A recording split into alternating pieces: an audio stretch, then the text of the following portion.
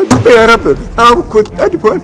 জাতিসংঘ আয়োজিত বিশ্ব নিরাপত্তা বিষয়ক সভায় কান্নায় ভেঙে পড়লেন রিয়াদ মানসুর। তার বক্তব্য চলাকালীন সভায় উপস্থিত অনেকেই চোখের পানি ধরে রাখতে পারেননি।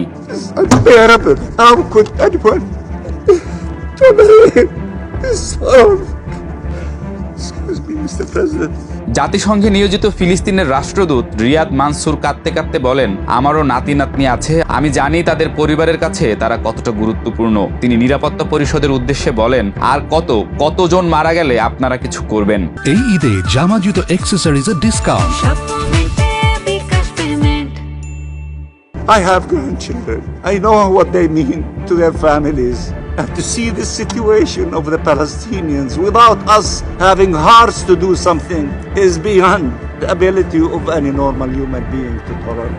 ইসরায়েলের বিরুদ্ধে মানসুরের অভিযোগ, তারা কৃত্রিমভাবে সাহায্য প্রবাহের ভান তৈরি করছে, অথচ বাস্তবে গাজায় জীবনকে অসম্ভব করে তুলছে। তিনি বলেন, ইসরায়েল যদি সত্যি সাহায্য প্রবেশ করতে দিত তাহলে সীমান্ত খুলে দিত এবং জাতিসংঘের তত্ত্বাবধানে পূর্ণাঙ্গ মানবিক সহায়তা প্রবেশের সুযোগ দিত। We love our children. We love our people. We don't want to see them going through this tragedy. রাষ্ট্রদূত আরও বলেন, ইসরায়েলের আসল উদ্দেশ্য হলো হত্যা, অনাহার আর ধ্বংসের মাধ্যমে ফিলিস্তিনিদের দেশ ছাড়া করা। তিনি সভায় ফিলিস্তিনি বন্দীদের সাথে করা জঘন্য আচরণের ভয়াবহতাও তুলে ধরেন। But Netanyahu makes claims of starvation in Gaza, despite the overwhelming evidence. And what proof does he rely on?